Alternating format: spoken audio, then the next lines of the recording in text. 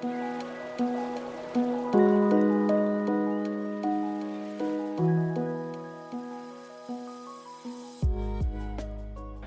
my name is Nripal.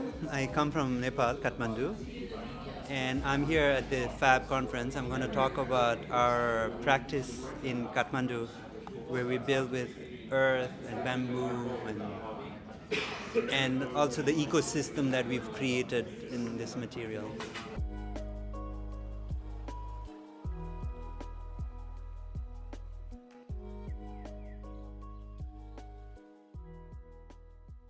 We don't consider ourselves, we're not like trying to, we're not conservation architects.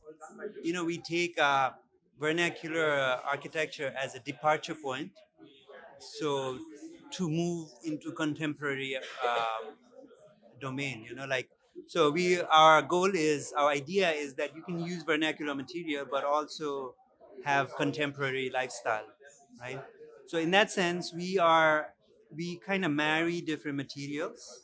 I mean, predominantly our wall system, our roofing system is traditional material, but we do use, for example, concrete for our foundation, because we don't want the moisture coming in, or certain bands we might have to use steel. Like, we are using all the materials very judiciously, and like, so, I don't want a concrete wall. I want my wall to be earth, but I don't want damp coming in, so I put concrete in my foundation. So things like that.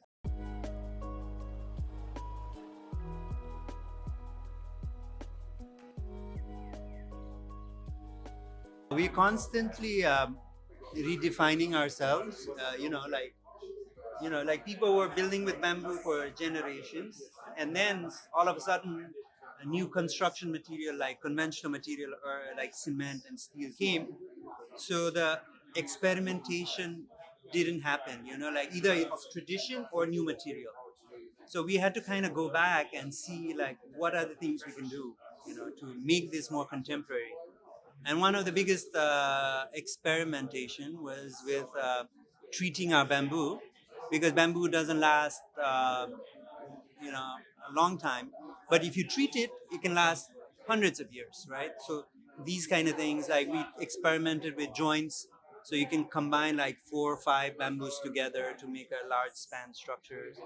With earth, we experimented with different colors, how to make it waterproof.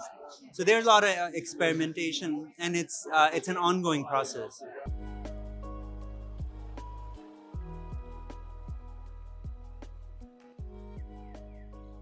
So one of the policies that make it very easy is bamboo is not considered timber. Bamboo is considered as grass, basically. So that means harvesting is easy, transporting is easy. So that's a very favorable part. And the second is, we, like, 74% of our constructions are with bamboo and earth, right? Traditional materials.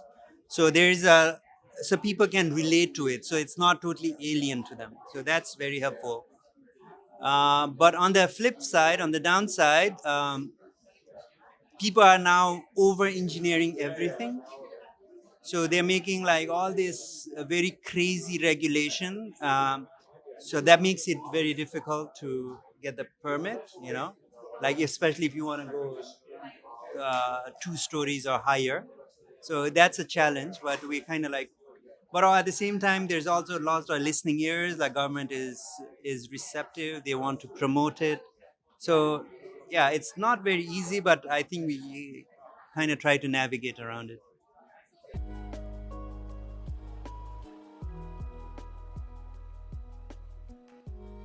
I mean, it would be the best material to use in Bombay. It's so hot. Like if you have a nice, beautiful earthen walls, you won't need to crank up your AC all the time. So, in any traditional material, like you cannot go more than 2 stories of load-bearing structure, right?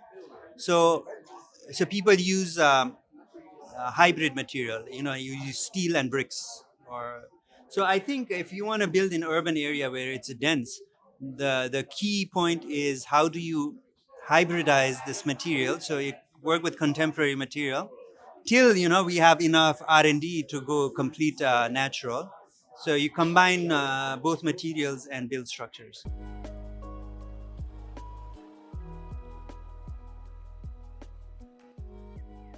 Totally. I mean, we think that there can be a model which is non-exploitive, right? It's a model where you want to build something. When you build, you're not extracting Mother Earth, but you are like kind of regenerating it, right? So you take a riverbank, you regenerate that riverbank, and then use that material to build something. So there can be a model, and we've done that for last 15 years. So it is possible to kind of challenge that narrative.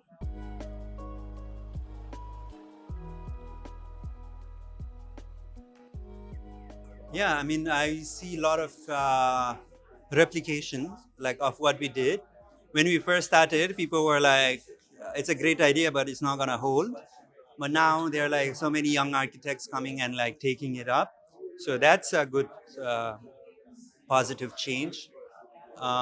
So yeah, that's a major change that we see happening. The disruption. Yeah.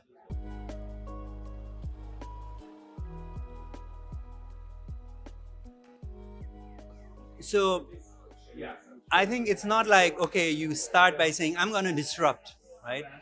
It's that would be kind of, because when you start, you don't know what you're doing. You're exploring. Like you kind of follow your heart and say, okay, I mean, like when I was growing up, I saw vernacular buildings, and I'm like, why don't they use it in today's time?